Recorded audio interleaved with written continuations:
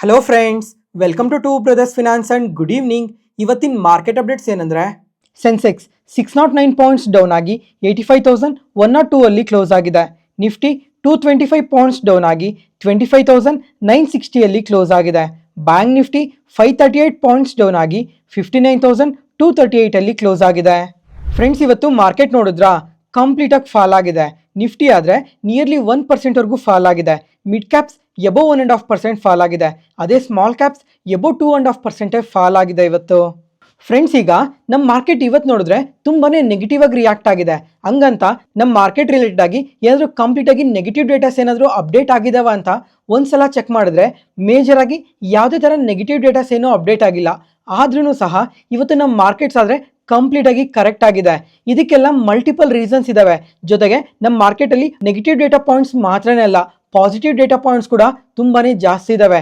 ಅದಕ್ಕೋಸ್ಕರ ಪ್ರತಿಯೊಂದು ಡೇಟಾ ಪಾಯಿಂಟ್ನ ಕೂಡ ಈ ವಿಡಿಯೋದಲ್ಲಿ ಮಾತಾಡ್ಕೊಳ್ಳೋಣ. ಅದರಲ್ಲಿ ಮೊದಲನೇದಾಗಿ ಇವತ್ತಿನ ಮಾರ್ಕೆಟ್ಸ್ ಇಷ್ಟು ನೆಗೆಟಿವ್ ಆಗಿ ರಿಯಾಕ್ಟ್ ಆಗೋದಕ್ಕೆ ಮೇನ್ ರೀಸನ್ ಬಂದು, ಫಸ್ಟ್ ಇವತ್ತು ಸೆಕ್ಟಾರ್ ವೈಸ್ ನೋಡ್ಕೊಂಡ್ರೆ PSU ಬ್ಯಾಂಕ್ಸ್ ಇವತ್ತು ತುಂಬ ಫಾಲ್ ಆಗಿದೆ. ಈ ನಿಫ್ಟಿ PSU ಇಂಡೆಕ್ಸೇ ನಿಯರ್ಲಿ 3% ಫಾಲ್ ಆಗಿದೆ. ಯಾಕಂದ್ರೆ ರೀಸೆಂಟ್ ಮಾರ್ಕೆಟ್ ನ್ಯೂಸ್ ಅಲ್ಲೇ ಮೆನ್ಷನ್ ಮಾಡಿದ್ದೆ, ಈಗ ಗೌರ್ಮೆಂಟ್ ಆದ್ರೆ ಈ FDI ಲಿಮಿಟ್ಸ್ ನ ಇನ್ಕ್ರೀಸ್ ಮಾಡೋದಕ್ಕೆ ಯಾವುದೇ ತರ ಯೋಚನೆ ಮಾಡ್ತಿಲ್ಲ ಅಂತ ಅಪ್ಡೇಟ್ ಮಾಡಿದ್ದಾರೆ. ಅವತ್ತಿಂದನೂ ಈ PSU ಬ್ಯಾಂಕ್ಸ್ ಆದ್ರೆ ಕಂಟಿನ್ಯೂಸ್ ಆಗಿ ಫಾಲ್ ಆಗ್ತಾನೆ ಬರ್ತಾ ಇದೆ. ಯಾಕಂದ್ರೆ ಈ ತರ ಮೇಜರ್ ಅಪ್ಡೇಟ್ ಇಂದಾನೆ ಲಾಸ್ಟ್ 3 ಮಂತ್ಸ್ ಅಲ್ಲಿ PSU ಇಂಡೆಕ್ಸ್ ಏನೇ ನಿಯರ್ಲಿ 22% ರ್ಯಾಲಿ ಆಗಿತ್ತು ಅಂತ ಮಲ್ಟಿಪಲ್ ಟೈಮ್ಸ್ ಮೆನ್ಷನ್ ಮಾಡಿದ್ದೆ. ಅದರಿಂದನೇ ಇವಾಗೂ ಸಹ ಸ್ವಲ್ಪ ನೆಗೆಟಿವ್ ಆಗಿ ರಿಯಾಕ್ಟ್ ಆಗ್ತಾ ಇದೆ. ಅದಾದ್ಮೇಲೆ ಇವತ್ತು ರಿಯಾಲಿಟಿ ಇಂಡೆಕ್ಸ್ ನೋಡಿದ್ರು ನಿಯರ್ಲಿ 3% ಫಾಲ್ ಆಗಿದೆ. ಫ್ರೆಂಡ್ಸ್, ಈಗ ಶುಕ್ರವಾರ ಆದರೆ RBI ಅವರು ರೇಟ್ ಕಟ್ ಮಾಡಿದ್ರು. ಅವತ್ತಾದರೆ ರಿಯಾಲಿಟಿ ಇಂಡೆಕ್ಸ್ ತುಂಬ ಪಾಸಿಟಿವ್ ಆಗಿ ರಿಯಾಕ್ಟ್ ಆಗಿತ್ತು. ಯಾಕಂದರೆ ಈ ಥರ ರೇಟ್ ಕಟ್ ಮಾಡೋದ್ರಿಂದ ರಿಯಾಲಿಟಿ ಸೆಕ್ಟರ್ಗೆ ಇದು ತುಂಬಾ ಪಾಸಿಟಿವ್ ಆಗುತ್ತೆ ಅಂತ ಶುಕ್ರವಾರ ಪಾಸಿಟಿವ್ ಆಗಿ ರಿಯಾಕ್ಟ್ ಆಗಿತ್ತು. ಆದರೆ ಇವತ್ತು ನಿಯರ್ಲಿ 3% ಫಾಲ್ ಆಗಿದೆ. ಮೇ ಬಿ ಈ ಸೆಕ್ಟರಲ್ಲಿ ಏನಾದರೂ ಇವತ್ತು ಪ್ರಾಫಿಟ್ ಬುಕ್ಕಿಂಗ್ ನಡೆದಿರಬೇಕು, ಅದರಿಂದ ಈ ಥರ ನೆಗೆಟಿವ್ ಆಗಿ ರಿಯಾಕ್ಟ್ ಆಗಿದೆ. ಜೊತೆಗೆ ಪ್ರತಿಯೊಬ್ಬರು ಈ ಸಲ MPC ಮೀಟಿಂಗಲ್ಲಿ ರೇಟ್ ಕಟ್ ಇದ್ದೇ ಇರುತ್ತೆ ಅಂತ ಪ್ರತಿಯೊಬ್ಬರು ಎಕ್ಸ್ಪೆಕ್ಟ್ ಮಾಡಿದ್ರು. ಅವಾಗ ಏನಾದರೂ ಇನ್ವೆಸ್ಟ್ ಮಾಡಿ ಇವಾಗ ಪ್ರಾಫಿಟ್ ಬುಕ್ಕಿಂಗ್ ಮಾಡಿರಬೇಕು, ಅದರಿಂದ ಕೂಡ ಈ ಥರ ನೆಗೆಟಿವ್ ಆಗಿ ರಿಯಾಕ್ಟ್ ಆಗಿರ್ಬೋದು. ಅದಾದಮೇಲೆ ಇವತ್ತು ಡಿಫೆನ್ಸ್ ಇಂಡೆಕ್ಸ್ ನೋಡಿದ್ರು ನಿಯರ್ಲಿ 3% ಫಾಲ್ ಆಗಿದೆ. ಫ್ರೆಂಡ್ಸ್, ಈಗ ಲಾಸ್ಟ್ ವೀಕಲ್ಲೇ ತುಂಬ ಸಲ ಮೆನ್ಷನ್ ಮಾಡಿದ್ದೆ, ಈಗ ರಷ್ಯನ್ ಪ್ರೆಸಿಡೆಂಟ್ ಆದ ಪುಟಿನ್ ಅವರು ಇಂಡಿಯಾಗೆ ಬರ್ತಾ ಇದ್ದಾರೆ. ಈ ಥರ ಬರೋದ್ರಿಂದ ಈ ಡಿಫೆನ್ಸ್ ರಿಲೇಟೆಡ್ ಆಗಿ ಒಂದಲ್ಲ ಒಂದು ಅಪ್ಡೇಟ್ ಇದ್ದೇ ಇರುತ್ತೆ ಅಂತ ಮಾರ್ಕೆಟ್ ಎಕ್ಸ್ಪೆಕ್ಟ್ ಮಾಡ್ತಾ ಇದೆ ಅಂತ. ಆದರೆ ಇವಾಗ ಪುಟಿನ್ ಅವರು ಇಂಡಿಯಾಗೆ ಬಂದಮೇಲೆ ಈ ಡಿಫೆನ್ಸ್ ರಿಲೇಟೆಡ್ ಆಗಿ ಮೇಜರ್ ಆಗಿ ಯಾವುದೇ ಥರ ಅನೌನ್ಸ್ಮೆಂಟ್ ಬಂದಿಲ್ಲ. ಅದರಿಂದ ಈ ಡಿಫೆನ್ಸ್ ಕಂಪನೀಸಲ್ಲೂ ಕೂಡ ಇವತ್ತು ಪ್ರಾಫಿಟ್ ಬುಕ್ಕಿಂಗ್ ನಡೆದಿರ್ಬೋದು. ಅದ್ರ ಜೊತೆಗೆ ಇವಾಗ ಈ ರೀಸೆಂಟ್ ಟೈಮಲ್ಲಿ ಡಿಫೆನ್ಸ್ ರಿಲೇಟೆಡ್ ಆಗಿ ಮೇಜರ್ ಆಗಿ ಆರ್ಡರ್ಸ್ ಕೂಡ ಬರ್ತಿಲ್ಲ. ಅದರಿಂದ ಕೂಡ ಈ ಥರ ಪ್ರಾಫಿಟ್ ಬುಕ್ಕಿಂಗ್ ನಡೆದಿರ್ಬೋದು. ಜೊತೆಗೆ ಇವತ್ತಾದರೆ ಈ ಡಿಫೆನ್ಸ್ ಕಂಪನೀಸ್ಗೆ ತುಂಬಾ ಚಿಕ್ಕ ಆರ್ಡರ್ಸ್ ಬಂದಿದ್ದಾವೆ. ಎಕ್ಸಾಂಪಲ್, ಈಗ Cochin ship yard, MTR technologies, dynamic technologies, ಈ ಥರ ಕಂಪನೀಸ್ಗೆ ಸ್ವಲ್ಪ ಅಪ್ಡೇಟ್ಸ್ ಎಲ್ಲ ಬಂದಿದ್ದಾವೆ. ಆದ್ರೂ ಸಹ ಇವತ್ತು ಡಿಫೆನ್ಸ್ ಇಂಡೆಕ್ಸ್ ಆದರೆ ನಿಯರ್ಲಿ 3% ಫಾಲ್ ಆಗಿದೆ. ನೋಡೋಣ ಕಮಿಂಗ್ ಟೈಮಲ್ಲಿ ಡಿಫೆನ್ಸ್ ರಿಲೇಟೆಡ್ ಆಗಿ ಏನಾದರೂ ಆರ್ಡರ್ಸ್ ಇಂಪ್ರೂವ್ ಆಗುತ್ತಾ ಇಲ್ವಾ ಅಂತ. ಈ ಥರ ಮಲ್ಟಿಪಲ್ ನೆಗೆಟಿವ್ ಅಪ್ಡೇಟ್ಸ್ ಜೊತೆಗೆ ಇನ್ನೂ ಸ್ವಲ್ಪ ಅಪ್ಡೇಟ್ಸ್ ಕೂಡ ಇದ್ದಾವೆ. ಈಗ ರಷ್ಯಾ ಮತ್ತು ಉಕ್ರೇನ್ ಪೀಸ್ ಡೀಲ್ ಏನಿದೆ, ಇದರ ರಿಲೇಟೆಡ್ ಆಗಿ ಅಷ್ಟು ಪಾಸಿಟಿವ್ ಕಮೆಂಟ್ಸ್ ಏನು ಬರ್ತಾ ಇಲ್ಲ ಅಂತ ಡೊನಾಲ್ಡ್ ಟ್ರಂಪ್ ಅವರೇ ಮೆನ್ಷನ್ ಮಾಡಿದ್ದಾರೆ. ಅದಾದಮೇಲೆ ಈಗ ಬುಧವಾರ 10ನೇ ತಾರೀಕು US ಅಲ್ಲಿ ಫೆಡ್ FOMC ಮಿನಿಟ್ಸ್ ಮೀಟಿಂಗ್ ಕೂಡ ಇದೆ. ಈ ಮೀಟಿಂಗಲ್ಲಿ 89% ಈಗ ರೇಟ್ ಕಟ್ ಇದ್ದೇ ಇರುತ್ತೆ ಅಂತ ಪ್ರತಿಯೊಬ್ಬರೂ ಎಕ್ಸ್ಪೆಕ್ಟ್ ಮಾಡ್ತಾ ಇದ್ದಾರೆ. ಆದ್ರೂ ಸಹ ಮಾರ್ಕೆಟಲ್ಲಿ ಸ್ವಲ್ಪ ನೆಗೆಟಿವ್ ಸೆಂಟಿಮೆಂಟ್ ಅನ್ನೋದು ಅದೇ ಥರನೇ ಇರ್ಬೋದು. ಅದರಿಂದ ಸ್ವಲ್ಪ ಪ್ರಾಫಿಟ್ ಬುಕ್ಕಿಂಗ್ ನಡೆದಿರ್ಬೋದು. ಅದರ ಜೊತೆಗೆ ಇವತ್ತಿನ ಮಾರ್ಕೆಟಲ್ಲಿ ಬಿಗ್ ಪ್ಲೇಯರ್ಸ್ ಯಾರಾದರೂ ಸೆಲ್ ಮಾಡಿರಬೇಕು, ಅದರಿಂದ ಕೂಡ ಇವತ್ತಿನ ಮಾರ್ಕೆಟ್ಸ್ ಈ ಥರ ನೆಗೆಟಿವ್ ಆಗಿ ರಿಯಾಕ್ಟ್ ಆಗಿದೆ. ಇದೆಲ್ಲದರ ಜೊತೆಗೆ ಇನ್ನೊಂದು ಡೇಟಾ ಕೂಡ ಅಪ್ಡೇಟ್ ಆಗ್ತಾ ಇದೆ. ಈಗ ಜಪಾನ್ ಮತ್ತು ಚೈನಾ ರಿಲೇಟೆಡ್ ಆಗಿ ಏನಾದರೂ ಸ್ವಲ್ಪ ಟೆನ್ಷನ್ಸ್ ಡೆವಲಪ್ ಆಗೋ ಚಾನ್ಸಸ್ ಇದೆ ಅಂತ ನೋಡೋಣ ಕಮಿಂಗ್ ಟೈಮಲ್ಲಿ ಇದ್ರ ಬಗ್ಗೆ ಏನಾದರೂ ಪ್ರಾಪರ್ ಡೇಟಾಸ್ ಏನಾದರೂ ಅಪ್ಡೇಟ್ ಆದರೆ ನಿಮಗೆ ನಾಳೆ ಮಾರ್ಕೆಟ್ ನ್ಯೂಸಲ್ಲಿ ತಿಳಿಸ್ತೀನಿ. ಓವರ್ ಆಲ್ ಈ ಎಲ್ಲ ಥರ ನೆಗೆಟಿವ್ ಡೇಟಾಸ್ ಇಂದಾನೆ ಇವತ್ತಿನ ಮಾರ್ಕೆಟ್ಸ್ ಈ ಥರ ನೆಗೆಟಿವ್ ಆಗಿ ರಿಯಾಕ್ಟ್ ಆಗಿದೆ. ಇದ್ರ ಜೊತೆಗೆ ನಮ್ಮ ಮಾರ್ಕೆಟ್ ರಿಲೇಟೆಡ್ ಆಗಿ ಇನ್ನೂ ತುಂಬ ಪಾಸಿಟಿವ್ ಡೇಟಾ ಪಾಯಿಂಟ್ಸ್ ಕೂಡ ಇದಾವೆ. ಏನೇನಂತ ನೋಡಿದ್ರೆ, ಫ್ರೆಂಡ್ಸ್, ಈಗ ಲಾಸ್ಟ್ ವೀಕಲ್ಲಿ ಮೆನ್ಷನ್ ಮಾಡಿದ್ದೆ, ಈಗ ಯುರೋಪಿಯನ್ ಯೂನಿಯನ್ ಜೊತೆ ಫ್ರೀ ಟ್ರೇಡ್ ಅಗ್ರಿಮೆಂಟ್ಸ್ಗೋಸ್ಕರ ತುಂಬ US ಡೆಲಿಗೇಟ್ಸ್ ನಮ್ಮ ಇಂಡಿಯಾಗೆ ಬರ್ತಾ ಇದ್ದಾರೆ ಅಂತ. ಅದಾದಮೇಲೆ ಈಗ 10ನೇ ತಾರೀಕಿಂದ 12ನೇ ತಾರೀಕುವರೆಗೂ ನೋಡಿದ್ರೆ US ಇಂದ ಕೂಡ ಈ ಟ್ರೇಡ್ ನೆಗೋಸಿಯೇಷನ್ಸ್ಗೆ ನಮ್ಮ ಇಂಡಿಯಾಗೆ ಬರ್ತಾ ಇದ್ದಾರೆ ಅಂತ ಅಪ್ಡೇಟ್ ಮಾಡಿದ್ದಾರೆ. ಫ್ರೆಂಡ್ಸ್, ಈಗ ಪ್ರತಿಯೊಬ್ಬರು ಎಕ್ಸ್ಪೆಕ್ಟ್ ಮಾಡ್ತಾ ಇರೋ ಥರ ಡಿಸೆಂಬರ್ ಒಳಗಡೆ ಈ ಟ್ರೇಡ್ ಡೀಲ್ ಕಂಪ್ಲೀಟ್ ಆಗೋದ್ರೆ ಅದು ನಮ್ಮ ಇಂಡಿಯಾಗೆ ತುಂಬಾ ಪಾಸಿಟಿವ್ ಆಗುತ್ತೆ. ಈಗ ಫಾರಿನ್ ಅಫೇರ್ಸ್ ಮಿನಿಸ್ಟರ್ ಆದ ಜೈಶಂಕರ್ ಅವರು ಈ ವರ್ಷದೊಳಗಡೆ ಟ್ರೇಡ್ ಡೀಲ್ ಆಗೋ ಚಾನ್ಸಸ್ ತುಂಬಾ ಜಾಸ್ತಿ ಇದೆ ಅಂತ ಪಾಸಿಟಿವ್ ಕಮೆಂಟ್ಸ್ನ ಮಾಡಿದರು. ಅದ್ರ ಜೊತೆಗೆ ನಮ್ಮ ಕಾಮರ್ಸ್ ಮಿನಿಸ್ಟರ್ ಆದ ಪಿಯೂಷ್ ಗೋಯಲ್ ಅವರು ಸಹ ಅದೇ ಥರ ಪಾಸಿಟಿವ್ ಕಮೆಂಟ್ಸ್ನ ಮಾಡಿದ್ದಾರೆ. ನೋಡೋಣ, ಒಂದು ವೇಳೆ ಈ ಟ್ರೇಡ್ ಡೀಲ್ ಬಗ್ಗೆ ಏನಾದರೂ ಪಾಸಿಟಿವ್ ಸ್ಟೇಟ್ಮೆಂಟ್ಸ್ ಬಂತು ಅಂದರೆ ನಮ್ಮ ಮಾರ್ಕೆಟ್ಸ್ ಇನ್ನೂ ಸ್ವಲ್ಪ ಪಾಸಿಟಿವ್ ಆಗಿ ರಿಯಾಕ್ಟ್ ಆಗೋ ಚಾನ್ಸಸ್ ಜಾಸ್ತಿನೇ ಇರುತ್ತೆ. ಈಗ ನೆಗೋಸಿಯೇಷನ್ಸ್ ಆದರೆ 10th ಮತ್ತು 11th ಇರುತ್ತೆ. ಅದ್ರ ಜೊತೆಗೆ US ಅಲ್ಲೂ ಕೂಡ ಫೆಡ್ FOMC ಮಿನಿಟ್ಸ್ ಮೀಟಿಂಗ್ 10ನೇ ತಾರೀಕು ರಾತ್ರಿ ಇರುತ್ತೆ. ಅಂದರೆ ನಮ್ಮ ಮಾರ್ಕೆಟ್ ಮೇಲೆ 11ನೇ ತಾರೀಕು ಇಂಪ್ಯಾಕ್ಟ್ ಇರುತ್ತೆ. ನೋಡೋಣ, ಮಲ್ಟಿಪಲ್ ಪಾಸಿಟಿವ್ ಅಪ್ಡೇಟ್ಸ್ ಏನಾದರೂ ಬಂತು ಅಂದರೆ ಅದು ನಮ್ಮ ಮಾರ್ಕೆಟ್ಸ್ಗೆ ಇನ್ನೂ ತುಂಬಾ ಪಾಸಿಟಿವ್ ಆಗುತ್ತೆ. ನೋಡೋಣ ಈ ವಾರ ನಮ್ಮ ಮಾರ್ಕೆಟ್ಸ್ ಯಾವ ಥರ ರಿಯಾಕ್ಟ್ ಆಗುತ್ತೆ ಅಂತ. ಅದರ ಜೊತೆಗೆ ಈ ಫ್ರೀ ಟ್ರೇಡ್ ಅಗ್ರಿಮೆಂಟ್ ಬಗ್ಗೆ ಕೂಡ ಇನ್ನೊಂದು ಪಾಸಿಟಿವ್ ಅಪ್ಡೇಟ್ ಬಂದಿದೆ. ನಾರ್ತ್ ಅಮೆರಿಕನ್ ಕಂಟ್ರೀಸ್ ಆದ ಚಿಲಿ ಕಂಟ್ರಿ ಜೊತೆ ಕೂಡ ಈ ಟ್ರೇಡ್ ಅಗ್ರಿಮೆಂಟ್ಸ್ ಎಲ್ಲ ತುಂಬ ಪಾಸಿಟಿವ್ ಆಗಿ ನಡೀತಾ ಇದ್ದಾವೆ. ಈಗ ಮಾರ್ಕೆಟ್ನ ಆಕ್ಸೆಸ್ ಮಾಡೋದಕ್ಕೂ ಕೂಡ ಒಪ್ಕೊಂಡಿದ್ದಾರೆ ಅಂತ ಅಪ್ಡೇಟ್ ಮಾಡಿದ್ದಾರೆ. ಆದರೆ ಈ ಫ್ರೀ ಟ್ರೇಡ್ ಅಗ್ರಿಮೆಂಟ್ ಸೈನ್ ಆಗೋದಕ್ಕೆ ಇನ್ನೂ ಸ್ವಲ್ಪ ಟೈಮ್ ತೊಗೊಳುತ್ತೆ ಅಂತ ಕೂಡ ಅಪ್ಡೇಟ್ ಮಾಡಿದ್ದಾರೆ. ಅದಾದಮೇಲೆ ನಮ್ಮ ಕಾಮರ್ಸ್ ಮಿನಿಸ್ಟರ್ ಅವ್ರ ಕಡೆಯಿಂದ ಇನ್ನೊಂದು ಅಪ್ಡೇಟ್ ಬಂದಿದೆ. ಈಗ ಯುರೋಪಿಯನ್ ಯೂನಿಯನ್ ಅವರಾದರೆ ಈ ಇಯರ್ ಒಳಗಡೆ ಈ ಟ್ರೇಡ್ ಡೀಲ್ ಕಂಪ್ಲೀಟ್ ಆಗಲೇಬೇಕು ಅಂತ ಹೇಳ್ತಾ ಇದ್ದಾರೆ ಅಂತ ಅಪ್ಡೇಟ್ ಮಾಡಿದ್ದಾರೆ. ಅದಕ್ಕೋಸ್ಕರ ಯುರೋಪಿಯನ್ ಯೂನಿಯನ್ ಜೊತೆ ಕೂಡ ಟ್ರೇಡ್ ಡೀಲ್ ಕಂಪ್ಲೀಟ್ ಆಗೋದ್ರೆ ಅದು ನಮ್ಮ ಇಂಡಿಯಾಗೆ ತುಂಬಾ ಪಾಸಿಟಿವ್ ಆಗುತ್ತೆ.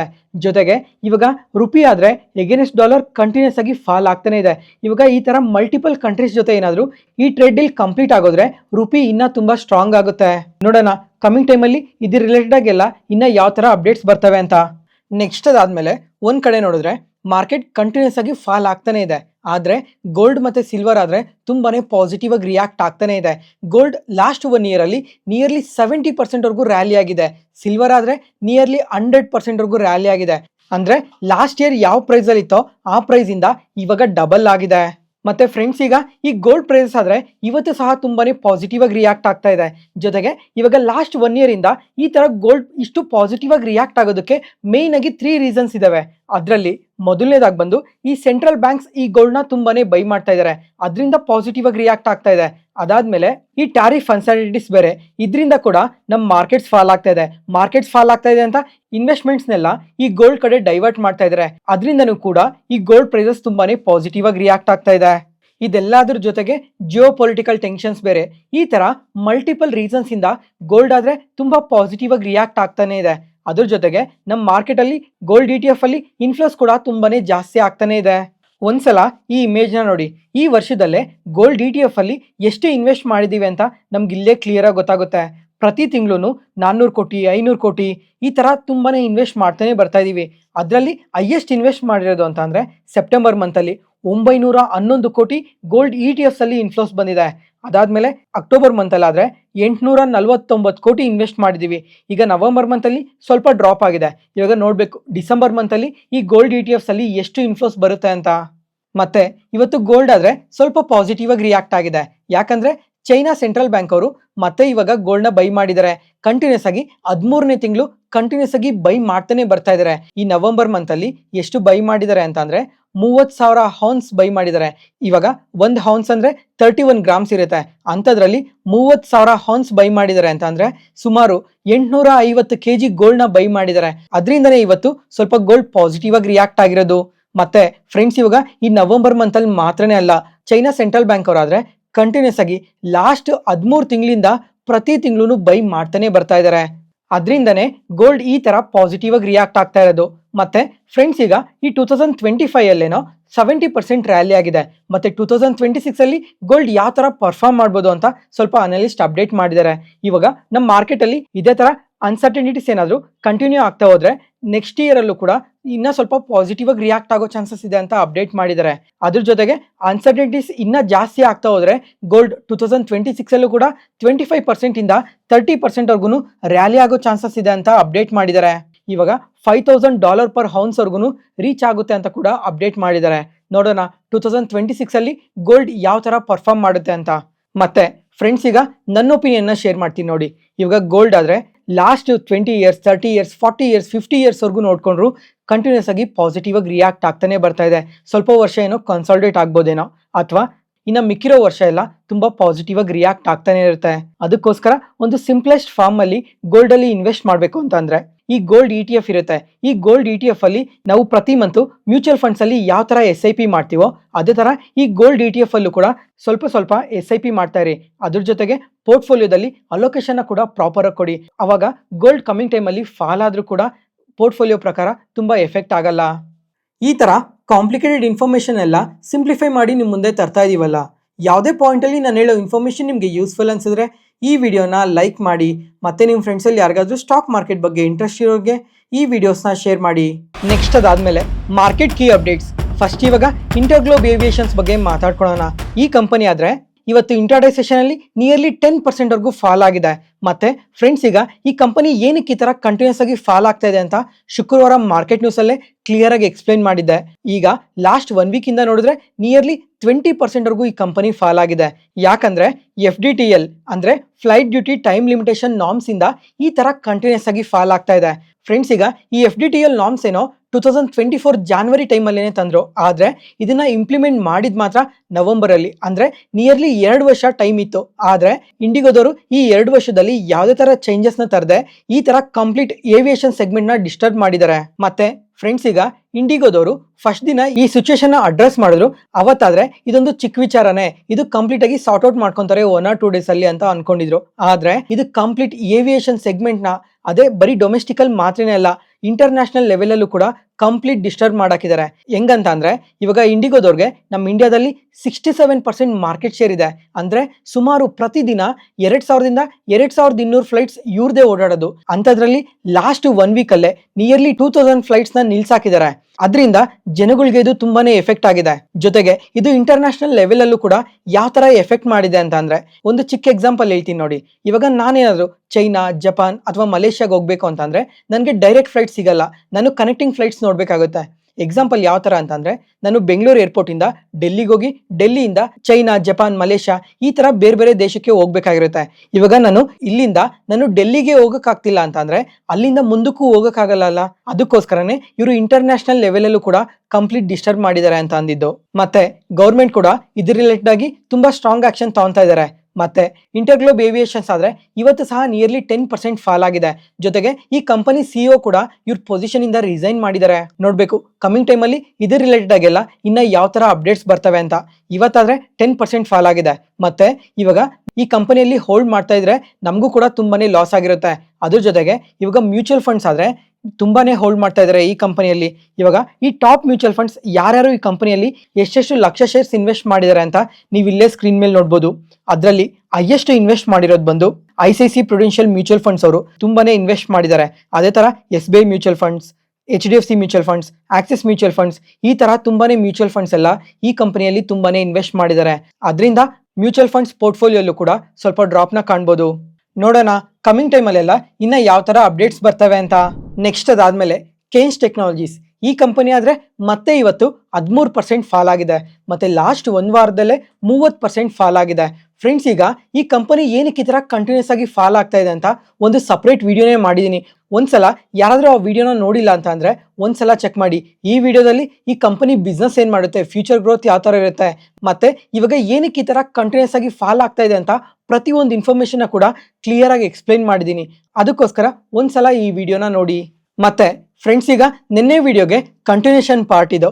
ಈಗ ಶುಕ್ರವಾರ ನೋಡಿದ್ರೆ 13% ಫಾಲ್ ಆಯ್ತು. ಮತ್ತೆ ಇವತ್ತು ನಿಯರ್ಲಿ 13% ವರೆಗೂ ಫಾಲ್ ಆಗಿದೆ. ಇವತ್ ಬೆಳಿಗ್ಗೆ ಕೇನ್ಸ್ ಟೆಕ್ನಾಲಜೀಸ್ ಕಂಪನಿಯಿಂದ ಸ್ವಲ್ಪ ಅಪ್ಡೇಟ್ಸ್ ಬಂದಿದಾವೆ. ಈಗ ಕೋಟಕ್ ಇನ್ಸ್ಟಿಟ್ಯೂಷನಲ್ ಈಕ್ವಿಟಿ ಅವರು ಏನೇನ್ ಕ್ವಶನ್ಸ್ ನ ರೈಸ್ ಮಾಡಿದ್ರೋ ಆ ಕ್ವಶನ್ಸ್ ರಿಲೇಟೆಡ್ ಆಗಿ ಮತ್ತೆ ಇವತ್ತು ಕೇನ್ಸ್ ಟೆಕ್ನಾಲಜೀಸ್ ಮ್ಯಾನೇಜ್ಮೆಂಟ್ ಅವರು ಅಪ್ಡೇಟ್ ಮಾಡಿದ್ದಾರೆ. ಈಗ ಈ ಫಿನಾನ್ಷಿಯಲ್ ರಿಪೋರ್ಟ್ಸ್ ಅಲ್ಲಿ ಏನೇನ್ ಮಿಸ್ಟೇಕ್ಸ್ ನಡೆದಿದೆಯೋ ಅವನ್ನೆಲ್ಲ ಒಪ್ಕೊಂತಾ ಇದೀವಿ. ಅದಕ್ಕೋಸ್ಕರ ಇವಾಗ ಇದರಲ್ಲಿ ಏನೇನ್ ಚೇಂಜಸ್ ಮಾಡ್ಬೇಕಾಗಿದೆಯೋ ಅವನ್ನೆಲ್ಲ ಕಮಿಂಗ್ ಟೈಮ್ ಅಲ್ಲಿ ಪ್ರತಿಯೊಂದನ್ನು ಕ್ಲಿಯರ್ ಆಗಿ ನೋಡ್ಕೊಂತೀವಿ ಅಂತ ಅಪ್ಡೇಟ್ ಮಾಡಿದ್ದಾರೆ. ಜೊತೆಗೆ ಇವಾಗ ಪ್ರೆಸೆಂಟ್ ಯಾರು ಆಡಿಟರ್ ಇದ್ರೋ ಆಡಿಟರ್ನ ಕೂಡ ಚೇಂಜ್ ಮಾಡ್ತೀವಿ ಅಂತ ಕೂಡ ಹೇಳಿದ್ದಾರೆ. ಅದ್ರ ಜೊತೆಗೆ ವರ್ಕಿಂಗ್ ಕ್ಯಾಪಿಟಲ್ ಬಗ್ಗೆ, OSAT ಪ್ಲಾಂಟ್ ಬಗ್ಗೆ, ಕೇಪೆಕ್ಸ್ ಬಗ್ಗೆ, PCB ಪ್ರಾಜೆಕ್ಟ್ಸ್ ಬಗ್ಗೆ ಈ ತರ ಪ್ರತಿಯೊಂದ್ರ ಬಗ್ಗೆನೂ ಸ್ವಲ್ಪ ಅಪ್ಡೇಟ್ ಮಾಡಿದ್ದಾರೆ. ಪ್ರತಿಯೊಂದ್ರಲ್ಲೂ ಸ್ವಲ್ಪ ಎಲ್ಲ ಚೇಂಜಸ್ ನ ಮಾಡ್ಕೊಂತೀವಿ ಅಂತಾನೆ ಪಾಸಿಟಿವ್ ಕಮೆಂಟ್ಸ್ ನ ಮಾಡಿದ್ದಾರೆ. ಆದ್ರೂ ಸಹ ಇವತ್ತು ಇಂಟ್ರಾಡೇ ಸೆಷನ್ ಅಲ್ಲಿ ನಿಯರ್ಲಿ 13% ವರೆಗೂ ಫಾಲ್ ಆಗಿದೆ.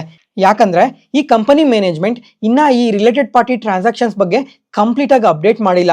ಅದ್ರ ಜೊತೆಗೆ ಈ ಗುಡ್ ವಿಲ್, ಇಂಟ್ಯಾಂಜಿಬಲ್ ಅಸೆಟ್ ಬಗ್ಗೆ ಕೂಡ ಪ್ರಾಪರ್ ಆಗಿ ಇನ್ನ ಹೇಳ್ಬೇಕಾಗಿರೋದು ತುಂಬಾನೇ ಜಾಸ್ತಿ ಇದೆ. ಮತ್ತೆ ಇಷ್ಟೆಲ್ಲ ಹೇಳಿದ್ರು ಸಹ ಈ ಕಂಪನಿಯಲ್ಲಿ ಈ ಗವರ್ನೆನ್ಸ್ ರಿಲೇಟೆಡ್ ಆಗಿ ಪ್ರತಿಯೊಬ್ಬರಿಗೂ ಡೌಟ್ ಇದ್ದೇ ಇರುತ್ತೆ. ಇವಾಗ ಕಮಿಂಗ್ ಟೈಮ್ ಅಲ್ಲಿ ಏನಾದ್ರೂ ಇದೇ ತರ ಮಿಸ್ಟೇಕ್ಸ್ ನ ಮಾಡ್ತಾರಾ, ಬೆಟರ್ ಆಗಿ ಏನಾದ್ರೂ ಗ್ರೋ ಆಗೋ ಚಾನ್ಸಸ್ ಇದೆಯಾ, ಇಂಟರ್ನಲ್ಲಿ ಈ ಅಕೌಂಟ್ಸ್ನೆಲ್ಲ ಪ್ರಾಪರ್ ಆಗಿ ಮೇಂಟೈನ್ ಮಾಡ್ತಾರಾ ಮಾಡಲ್ವಾ ಅಂತ ಇನ್ವೆಸ್ಟರ್ಸ್ಗಾಗ್ಲಿ ಅನಲಿಸ್ಟ್ಗಾಗ್ಲಿ ತುಂಬಾನೇ ಡೌಟ್ಸ್ ಎಲ್ಲ ಅದೇ ತರನೇ ಇದಾವೆ. ಅದರಿಂದನೇ ಇವತ್ತು ಸಹ ಈ ಕಂಪನಿಯಲ್ಲಿ ತುಂಬಾನೇ ಸೆಲ್ಲಿಂಗ್ ಪ್ರೆಷರ್ ಕ್ರಿಯೇಟ್ ಆಗಿದೆ. ಅದರಿಂದನೇ ಈ ತರ 13% ವರೆಗೂ ಫಾಲ್ ಆಗಿರೋದು. ಮತ್ತೆ ಫ್ರೆಂಡ್ಸ್, ಈಗ ನಿನ್ನೆ ವಿಡಿಯೋದಲ್ಲೇ ಹೇಳಿದ್ದೆ ಈ ಕಂಪನಿ ನಮ್ಮ ಮಾರ್ಕೆಟ್ಗೆ ಲಿಸ್ಟ್ ಆದ್ಮೇಲೆ 3 ಇಯರ್ಸಲ್ಲೇ ನಿಯರ್ಲಿ 500% ರಿಟರ್ನ್ಸ್ ಕೊಟ್ಟಿದೆ. ಇನ್ವೆಸ್ಟರ್ಸ್ಗೆಲ್ಲ ತುಂಬಾನೇ ಮಲ್ಟಿ ಬೇಗ ರಿಟರ್ನ್ಸ್ ಕೊಟ್ಟಿದೆ ಅಂತ ಹೇಳಿದೆ. ಯಾಕಂದ್ರೆ ಇವರಾದ್ರೆ ಈ ಸೆಮಿಕಂಡಕ್ಟರ್ ರಿಲೇಟೆಡ್ ಆಗಿ ಮತ್ತೆ PCBs ರಿಲೇಟೆಡ್ ಆಗಿ ವರ್ಕ್ ಮಾಡ್ತಾ ಇದ್ದಾರೆ. ಈ ಎರಡು ಸೆಗ್ಮೆಂಟ್ ಅಲ್ಲಿ ತುಂಬಾನೇ ಹೈ ಗ್ರೋತ್ ಇರೋ ಕಾರಣದಿಂದ ಮಾರ್ಕೆಟ್ ಕೂಡ ಈ ಕಂಪನಿನ ಹೈಯರ್ ವ್ಯಾಲ್ಯೂಯೇಷನ್ಸ್ ಅಲ್ಲಿ ಇಟ್ಟಿರುತ್ತೆ. ಅದರಿಂದನೇ ಈ ಕಂಪನಿ ನಿಯರ್ಲಿ 200 PE ಮಲ್ಟಿಪಲ್ ಅಲ್ಲಿ ಟ್ರೇಡ್ ಆಗ್ತಾ ಇತ್ತು. ಇಂಥ ಒಂದು ಕಂಪನಿಗೆ ಒಂದು ಚಿಕ್ಕ ನೆಗೆಟಿವ್ ಡೇಟಾ ಅಪ್ಡೇಟ್ ಆದ್ರೂ ಅಷ್ಟೇ ತುಂಬಾನೇ ಫಾಲ್ ಆಗ್ತಾ ಇದ್ವು. ಯಾರಾದ್ರೂ ಇಂಥ ಕಂಪನೀಸ್ ಅಲ್ಲಿ ಈ ತರ ಹೈಯರ್ ವ್ಯಾಲ್ಯೂಯೇಷನ್ಸ್ ಅಲ್ಲಿರೋ ಕಂಪನಿಯಲ್ಲಿ ಇನ್ವೆಸ್ಟ್ ಮಾಡಿದವ್ರಿಗೆ ಇದು ತುಂಬಾ ಎಕ್ಸ್ಪೀರಿಯನ್ಸ್ ಆಗಿರುತ್ತೆ. ಯಾಕಂದ್ರೆ ಒಂದು ಚಿಕ್ಕ ಡೇಟಾ ಅಪ್ಡೇಟ್ ಆದ್ರೆ ಅವತ್ತೇನೆ ನಿಯರ್ಲಿ 5 to 10% ಫಾಲ್ ಆಗ್ತಾ ಇರೋದು. ಆದ್ರೆ ಈ ಕಂಪನಿಯಲ್ಲಿ ಇವಾಗ ಆನ್ಯುವಲ್ ರಿಪೋರ್ಟ್ಸ್ ಅಲ್ಲಿ ತುಂಬಾನೇ ಮಿಸ್ಇನ್ಫಾರ್ಮೇಶನ್ ಪ್ರೊವೈಡ್ ಮಾಡಿದ್ದಾರೆ ಅಂತ ಅಪ್ಡೇಟ್ ಮಾಡಿದಾರಲ್ವಾ, ಅದರಿಂದನೇ ಇಷ್ಟು ಕಂಟಿನ್ಯೂಸ್ ಆಗಿ ಫಾಲ್ ಆಗ್ತಾ ಇರೋದು. ಮತ್ತೆ ಫ್ರೆಂಡ್ಸ್, ಇವಾಗ ತುಂಬಾ ಜನ ಇನ್ವೆಸ್ಟರ್ಸ್ ಎಲ್ಲ ಈ ಕಂಪನಿಯಲ್ಲಿ ಇನ್ವೆಸ್ಟ್ ಮಾಡಿದಿರ ಅಂತ ಗೊತ್ತಿದೆ. ಜೊತೆಗೆ ಇವಾಗ ತುಂಬಾ ಲಾಸಸ್ ಅಲ್ಲಿ ಇದೀರಾ ಅಂತ ಕೂಡ ಗೊತ್ತು. ಅದಕ್ಕೋಸ್ಕರ ಈ ಕಂಪನಿಯಲ್ಲಿ ಯಾವಾಗ ಯಾವ ಟೈಮಲ್ಲಿ ಏನ್ ಅಪ್ಡೇಟ್ಸ್ ಬಂದ್ರೂ ಟೈಮ್ ಟು ಟೈಮ್ ನಿಮಗೆ ಅಪ್ಡೇಟ್ ಮಾಡ್ತಾನೆ ಇರ್ತೀನಿ. ನೋಡೋಣ ಕಮಿಂಗ್ ಟೈಮಲ್ಲಿ ಈ ಕಂಪನಿ ಪರವಾಗಿ ಇನ್ನ ಯಾವ ತರ ಡೇಟಾಸ್ ಎಲ್ಲ ಅಪ್ಡೇಟ್ ಆಗ್ತಾ ಬರ್ತವೆ ಅಂತ. ನೆಕ್ಸ್ಟ್ ಅದಾದ್ಮೇಲೆ ಪೈನ್ ಲ್ಯಾಬ್ಸ್, ಲೆನ್ಸ್ಕಾರ್ಟ್ ಈ ಎರಡು ಕಂಪನೀಸ್ ರೀಸೆಂಟ್ ಆಗಿ ನಮ್ಮ ಮಾರ್ಕೆಟ್ಗೆ ಲಿಸ್ಟ್ ಆದವು. ಜೊತೆಗೆ ನಮ್ಮ ಮಾರ್ಕೆಟ್ಗೆ ಲಿಸ್ಟ್ ಆದ್ಮೇಲೆ ಫಸ್ಟ್ ಟೈಮ್ ಕ್ವಾರ್ಟರ್ಲಿ ರಿಸಲ್ಟ್ಸ್ನ ಕೂಡ ಪೋಸ್ಟ್ ಮಾಡಿದ್ದಾವೆ. ಈ ರಿಸಲ್ಟ್ಸ್ ಆದರೆ ತುಂಬಾನೇ ಪಾಸಿಟಿವ್ ಆಗಿ ಪೋಸ್ಟ್ ಮಾಡಿದ್ದಾವೆ. ಮತ್ತೆ ಇವತ್ತಾದ್ರೆ ಈ ಎರಡು ಕಂಪನೀಸ್ ನಿಯರ್ಲಿ 2 to 3% ಫಾಲ್ ಆಗಿದೆ. ಯಾಕಂದ್ರೆ ಈ ಎರಡು ಕಂಪನೀಸ್ ಅಲ್ಲಿ ಇವತ್ತು 1 month lock in period end ಆಗಿದೆ. ಅದರಿಂದ ಇವತ್ತು ನೆಗೆಟಿವ್ ಆಗಿ ರಿಯಾಕ್ಟ್ ಆಗಿರೋದು. ಇವತ್ತು ಪೈನ್ ಲ್ಯಾಬ್ಸ್ ಅಲ್ಲಿ ಆದ್ರೆ first trench lock in period end ಆಗಿದೆ. ಅದರಿಂದ 2 crore ಶೇರ್ಸ್ ಟ್ರೇಡ್ಸ್ಗೆ ಎಲಿಜಿಬಲ್ ಆಗಿದೆ. ಅದೇ ಲೆನ್ಸ್ಕಾರ್ಟ್ ಅಲ್ಲಿ ಆದ್ರೆ 4 crore ಶೇರ್ಸ್ ಟ್ರೇಡ್ಸ್ಗೆ ಎಲಿಜಿಬಲ್ ಆಗಿದೆ. ಅದರಿಂದ ಸ್ವಲ್ಪ ನೆಗೆಟಿವ್ ಆಗಿ ರಿಯಾಕ್ಟ್ ಆಗಿದೆ. ಮತ್ತೆ ಇನ್ನೊಂದು ವಿಚಾರ ಏನು ಅಂತ ಅಂದ್ರೆ, ಈ ಪೈನ್ ಲ್ಯಾಬ್ಸ್ ಅವ್ರದ್ದು ಈ second tranche lock in period 12ನೇ ತಾರೀಕು ಎಂಡ್ ಆಗಿರುತ್ತೆ. ಅವತ್ತು ಕೂಡ ಸ್ವಲ್ಪ ನೆಗೆಟಿವ್ ಆಗಿ ರಿಯಾಕ್ಟ್ ಆಗೋ ಚಾನ್ಸಸ್ ಜಾಸ್ತಿ ಇರುತ್ತೆ. ನೆಕ್ಸ್ಟ್ ಅದಾದ್ಮೇಲೆ SPML ಇನ್ಫ್ರಾ ಈ ಕಂಪನಿ ಆದ್ರೆ ಇವತ್ತು ನಮ್ಮ ಮಾರ್ಕೆಟ್ ಓಪನಿಂಗ್ ಟೈಮಲ್ಲೇ ನಿಯರ್ಲಿ 10% ಪಾಸಿಟಿವ್ ಓಪನ್ ಆಯಿತು. ಯಾಕಂದ್ರೆ ಒಂದು ಜಾಯಿಂಟ್ ವೆಂಚರ್ ಅಲ್ಲಿ 207 crores ಆರ್ಡರ್ ಬಂದಿದೆ ಒಂದು ಪಬ್ಲಿಕ್ ಹೆಲ್ತ್ ಇಂಜಿನಿಯರಿಂಗ್ ಡಿಪಾರ್ಟ್ಮೆಂಟ್ ಇಂದ ಅಂತ ಎಕ್ಸ್ಚೇಂಜ್ ಫೈಲಿಂಗ್ ಅಲ್ಲಿ ಅಪ್ಡೇಟ್ ಮಾಡಿದ್ದಾರೆ. ಆ ಕಾರಣದಿಂದನೇ ಪಾಸಿಟಿವ್ ಆಗಿ ರಿಯಾಕ್ಟ್ ಆಗಿತ್ತು. ಮತ್ತೆ ನಮ್ಮ ಮಾರ್ಕೆಟ್ ಇವತ್ತು ತುಂಬಾ ಫಾಲ್ ಆಗಿರೋ ಕಾರಣದಿಂದ ಈ ಕಂಪನಿಯಲ್ಲೂ ಕೂಡ ಪ್ರಾಫಿಟ್ ಬುಕಿಂಗ್ ನಡೆದಿದೆ. ಅದರಿಂದ ಕ್ಲೋಸಿಂಗ್ ಟೈಮ್ಗೆಲ್ಲ ನೆಗೆಟಿವ್ ಆಗಿ ರಿಯಾಕ್ಟ್ ಆಗಿದೆ. ನೆಕ್ಸ್ಟ್ ಅದಾದ್ಮೇಲೆ ಟ್ರಾನ್ಸ್ ರೈಲ್ ಲೈಟಿಂಗ್ ಲಿಮಿಟೆಡ್ ಈ ಕಂಪನಿಗಾದ್ರೆ ಇವತ್ತು 822 crores ಆರ್ಡರ್ ಬಂದಿದೆ. ಅದನ್ನು EPC ಕಾಂಟ್ರಾಕ್ಟ್. ಈ ಆರ್ಡರ್ ಅಲ್ಲಿ ಇವರು 400 kW ಟ್ರಾನ್ಸ್ಮಿಷನ್ ಲೈನ್ಗೋಸ್ಕರ ಇದು ಆರ್ಡರ್ ಬಂದಿರೋದು, ಅದನ್ನು ಗಲ್ಫ್ ರೀಜನ್ ಇಂದ. ಫ್ರೆಂಡ್ಸ್, ಈಗ ಈ ಕಂಪನಿ ಬಗ್ಗೆ ನಾವು ತುಂಬಾ ಸಲನೇ ಮಾತಾಡ್ಕೊಂಡಿದ್ವಿ. ಇವರಾದ್ರೆ ನಿಯರ್ಲಿ 60 ಕಂಟ್ರೀಸ್ ಅಲ್ಲಿ ಇವರು ಆಪರೇಷನ್ಸ್ ನಡೆಸ್ತಾ ಇದ್ದಾರೆ ಅಂತ ಕೂಡ ಹೇಳಿದ್ದೆ. ಇವಾಗಾದ್ರೆ ಈ ಗಲ್ಫ್ ರೀಜನ್ ಇಂದ ಇವ್ರಿಗೆ ಆರ್ಡರ್ ಬಂದಿರೋದು. ಆದ್ರೂ ಇವತ್ತು ಮೇಜರ್ ಆಗಿ ಪಾಸಿಟಿವ್ ಆಗಿ ರಿಯಾಕ್ಟ್ ಆಗಿಲ್ಲ. ಈ ಕಂಪನಿ ಆದ್ರೆ ರೀಸೆಂಟ್ ಟೈಮ್ ಅಲ್ಲಿ ತುಂಬಾನೇ ಕರೆಕ್ಟ್ ಆಗ್ತಾನೆ ಬರ್ತಾ ಇದೆ. ನೆಕ್ಸ್ಟ್ ಅದಾದ್ಮೇಲೆ PC ಜ್ಯುವೆಲರ್ಸ್ ಈ ಕಂಪನಿ ಬಗ್ಗೆ ಪ್ರತಿಯೊಬ್ಬರಿಗೂ ಐಡಿಯಾ ಇದೆ ಅಂತ ಅನ್ಕೊಂತೀನಿ. ಆದ್ರೂ ಇನ್ನೊಂದ್ಸಲ ಇವ್ರ ಬಿಸ್ನೆಸ್ ಬಗ್ಗೆ ಹೇಳ್ತೀನಿ ನೋಡಿ. ಇವರಾದ್ರೆ ಗೋಲ್ಡ್, ಸಿಲ್ವರ್, ಡೈಮಂಡ್ ಜ್ಯುವೆಲರೀಸ್ ನ ಮ್ಯಾನುಫ್ಯಾಕ್ಚರ್ ಮಾಡ್ತಾರೆ. ಅದ್ರ ಜೊತೆಗೆ ಟ್ರೇಡಿಂಗ್ ರಿಲೇಟೆಡ್ ಆಗು ಕೂಡ ವರ್ಕ್ ಮಾಡ್ತಾರೆ. ಅದ್ರ ಜೊತೆಗೆ ಗೋಲ್ಡ್ ಜ್ಯುವೆಲರಿ ಎಕ್ಸ್ಪೋರ್ಟ್ ರಿಲೇಟೆಡ್ ಆಗು ಕೂಡ ಇವರು ವರ್ಕ್ ಮಾಡ್ತಾರೆ. ಈಗ ಕಂಪ್ಲೀಟ್ ಬಿಸ್ನೆಸ್ ಬಗ್ಗೆ ಅರ್ಥ ಆಗಿದೆ ಅಂತ ಅನ್ಕೊಂತೀನಿ. ಅದಾದ್ಮೇಲೆ ಇವತ್ತಾದ್ರೆ ಈ ಕಂಪನಿ ರಿಲೇಟೆಡ್ ಆಗಿ ಒಂದು ಪಾಸಿಟಿವ್ ಅಪ್ಡೇಟ್ ಬಂದಿದೆ. ಏನಂದ್ರೆ ಇವರು CM ಯುವ ಉದ್ಯಮಿ ಯೋಜನಾ ಅಂಡರ್ ಅಲ್ಲಿ ಸುಮಾರು 1000 ಜನ ವಿಶ್ವಕರ್ಮ ಸರ್ಟಿಫೈಡ್ ಗೋಲ್ಡ್ ಸ್ಮಿತ್ ಜೊತೆ ಪಾರ್ಟ್ನರ್ಶಿಪ್ ಮಾಡ್ಕೊಂಡಿದ್ದಾರೆ. ಅದರಿಂದ ಉತ್ತರ ಪ್ರದೇಶನ ರೂರಲ್ ಮತ್ತೆ ಸೆಮಿ ಅರ್ಬನ್ ಏರಿಯಾದಲ್ಲಿ ಈ ಗೋಲ್ಡ್ ಸ್ಮಿತ್ಸ್ಗೆಲ್ಲ ಇದು ತುಂಬಾನೇ ಪಾಸಿಟಿವ್ ಆಗುತ್ತೆ. ಅದರಿಂದ ಇಂಡೈರೆಕ್ಟ್ ಆಗಿ ಇದು PC ಜ್ಯುವೆಲರ್ಸ್ಗೂ ಕೂಡ ಇದು ತುಂಬಾನೇ ಪಾಸಿಟಿವ್ ಆಗುತ್ತೆ. ಜೊತೆಗೆ ಈಗ 1000 ಜನ ವಿಶ್ವಕರ್ಮ ಸರ್ಟಿಫೈಡ್ ಗೋಲ್ಡ್ ಸ್ಮಿತ್ ಜೊತೆ ಏನ್ ಪಾರ್ಟ್ನರ್ಶಿಪ್ ಮಾಡ್ಕೊಂಡಿದ್ದಾರೆ, ಇದು ಕಮಿಂಗ್ ಟೈಮಲ್ಲಿ 5000ಕ್ಕೆ ಇನ್ಕ್ರೀಸ್ ಮಾಡ್ತೀವಿ ಅಂತ ಕೂಡ ಅಪ್ಡೇಟ್ ಮಾಡಿದ್ದಾರೆ. ಜೊತೆಗೆ ಇಂಡಿಯಾದಲ್ಲಾದ್ರೆ ಪ್ರೆಸೆಂಟ್ ಇವಾಗ 85,000 PM Vishwakarma certified gold Smith's ಇದ್ದಾರೆ. ಮತ್ತೆ ಫ್ರೆಂಡ್ಸ್, ಈಗ ನಮ್ಮ ಇಂಡಿಯಾದಲ್ಲಿ ಏನ್ ಜ್ಯುವೆಲರೀಸ್ನ ಮ್ಯಾನುಫ್ಯಾಕ್ಚರ್ ಮಾಡ್ತೀವಿ ಅದು ನಮ್ಮ ಇಂಡಿಯಾದಲ್ಲಿ ಮಾತ್ರ ಎಲ್ಲ ಡಿಮ್ಯಾಂಡ್ ಇರೋದು. ಪ್ರಪಂಚದಾದ್ಯಂತ ನಮ್ಮ ಡಿಸೈನ್ಸ್ಗೆ ತುಂಬಾನೇ ವ್ಯಾಲ್ಯೂ ಇದೆ. ಅದರಿಂದ ಈ PC ಜ್ಯುವೆಲರ್ಸ್ಗೂ ಕೂಡ ಇದು ತುಂಬಾನೇ ಅಡ್ವಾಂಟೇಜ್ ಆಗುತ್ತೆ ಅಂತಾನೆ ಇವತ್ತು ಪಾಸಿಟಿವ್ ಆಗಿ ರಿಯಾಕ್ಟ್ ಆಗಿರೋದು. ಈ ವಿಡಿಯೋನ ಇಲ್ಲಿವರೆಗೂ ನೋಡ್ತಾ ಇದ್ದೀರಾ ಅಂದರೆ ನಾನು ಹೇಳ್ತಿರೋ ಇನ್ಫಾರ್ಮೇಷನ್ ನಿಮಗೆ ತುಂಬ ಉಪಯೋಗ ಆಗ್ತಿದೆ ಅಂತ ಅನ್ಕೊತೀನಿ. ಅದಕ್ಕೋಸ್ಕರ ಈ ವಿಡಿಯೋನ ಲೈಕ್ ಮಾಡಿ, ಈ ಚಾನಲ್ನ ಸಬ್ಸ್ಕ್ರೈಬ್ ಆಗಿ. ಈ ಥರ ಕಂಟೆಂಟ್ ಪ್ರತಿದಿನ ಪೋಸ್ಟ್ ಮಾಡ್ತಾನೆ ಇರ್ತೀನಿ, ಅವನ್ನ ತಪ್ಪದೆ ನೋಡ್ಬೋದು. Thank you.